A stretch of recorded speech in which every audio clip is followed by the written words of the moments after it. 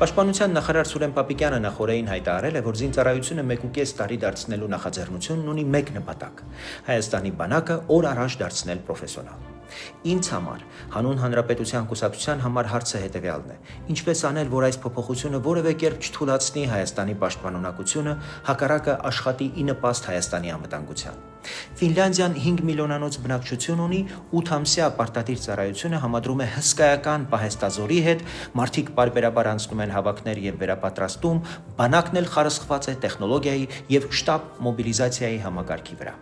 Էստոնիան մեր նման փոքր երկիր է, բայց ունի կիբերպաշտպանություն, անօդաչուների, հսկողության ժամանակակից համակարգեր եւ կարճաժամկետ ծառայությունը լրացվում է ուժեղ պահեստազորով եւ կամավորական ուժերով։ Շվեյցարիայում զինվորը ծառայությունն ավարտելուց հետո տարիներով գտնվում է պահեստազորում, պարբերաբար վերապատրաստվելով եւ միշտ համալրվելով համակարգում։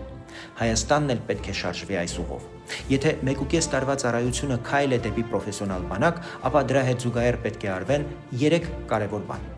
Առաջինը պետք է ձևավորել մեծ ու լավ պատրաստված պահեստազոր, որի համար կգործեն կանոնավոր հավաքները։ Երկրորդ, պետք է իրականացնել տեխնոլոգիական խորքային վերազինում, անօդաչու համակարգեր, հակաօդային պաշտպանություն, կապի եւ կառավարման ժամանակակից միջոցներ, որպեսզի զինվորը կանգնած լինի ուժեղ տեխնոլոգիական վահանի հետևում։ Երրորդը, սպայի եւ սերժանտի իրական սոցիալական փաթեթ, աշխատավարձ, բնակարան, ընտանիքի պաշտպանություն, որ բանակը դառնա սիրված գործ եւ առաքելություն, ոչ թե աշխատանք եւ պարտականություն։